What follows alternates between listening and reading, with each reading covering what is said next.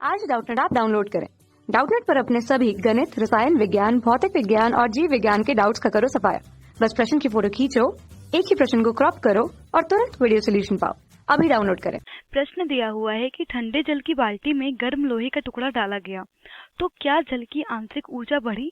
और फिर दूसरा प्रश्न है कि क्या लोहे ने कुछ कार्य किया। तो हमें बताना है कि अगर हम ठंडे जल की बाल्टी में कोई गर्म लोहे का टुकड़ा डाल देते हैं तो जो हमारा जल है तो क्या जल की आंतरिक ऊर्जा का मान बढ़ेगा या लोहा जो है उस गर्म लोहे ने कुछ काम किया या नहीं किया।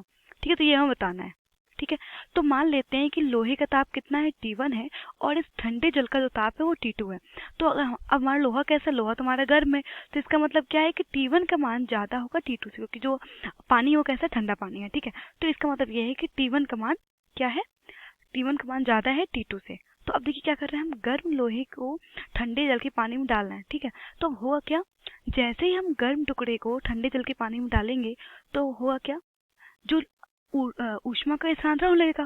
भाई जो ऊष्मा, लोहे की जो ऊष्मा है वो किस में जाने लगेगी, वो पानी में जाने लगेगी। तभी तो ऐसा होता है कि जब भी हम कोई भी गर्म चीज अगर डालते हैं ठंडे पानी में तो वो चीज ठंडी हो जाती है, क्योंकि ऊष्मा का स्थानांतरण हो जाता है। ठीक है, तो अगर हम ऊष्मागतिकी का प्रथम नियम देखें तो ऊष्मागतिकी के प्रथम नियम के अनुसार जब भी हम किसी निकाय को, मान लेते हैं कि हमारा निकाय है, पूरा बाल्टी हमारी क्या एक निकाय है, तो जब भी हम किसी निकाय को बाहर से ऊष्मा देते हैं, ठीक है, अब बाहर से ऊष्मा देने का मतलब क्या है, अब यहाँ पर जो हमारा लोहा है वो लोहा कैसा है, गर्म है, इसका मतलब क्या है उसमें ऊष्मा है, तो इस निकाय को बाहर से ऊष्मा दे रहे हैं। तो जब भी हम किसी निकाय को बाहर से ऊष्मा देते हैं तो निकाय द्वारा अवशोषित ऊष्मा का मान, अब देखिए अगर लोहे को हमने पानी में डाला तो पानी ने क्या किया होगा, इस लोहे की ऊष्मा को अवशोषित कर लिया होगा।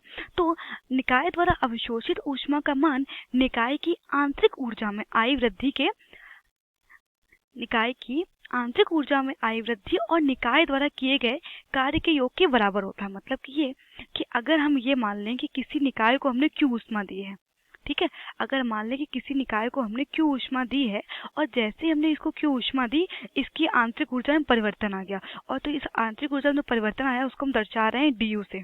ठीक है, तो डी प्लस और क्या हो जाएगा, निकाय द्वारा किया गया कार्य। तो मान लेते हैं कि निकाय ने डब्ल्यू कार्य किया। ठीक है, तो क्यू बराबर क्या हो जाएगा, क्यू बराबर हो जाएगा डी प्लस डब्ल्यू। तो ऊष्मागतिकी के प्रथम नियम क्या कह रहा है, ऊष्मागतिकी के प्रथम नियम कह रहा है कि जब भी हम किसी निकाय को बाहर से कोई ऊष्मा देंगे तो जितना जो ऊष्मा का मान ये निकाय अवशोषित करेगा, तो हम कह सकते हैं कि निकाय द्वारा अवशोषित ऊष्मा का मान, मतलब कि ये क्यू का मान इस निकाय की आंतरिक ऊर्जा में आई वृद्धि और निकाय द्वारा किए गए कार्य के योग के बराबर होगा। ठीक है, तो क्यू बराबर डी प्लस डब्ल्यू हो गया।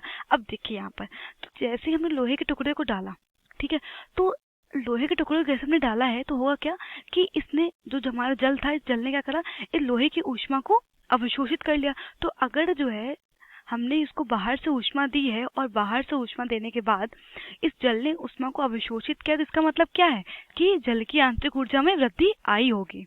ठीक है, तो यहाँ पे लिखेंगे कि जल की आंतरिक ऊर्जा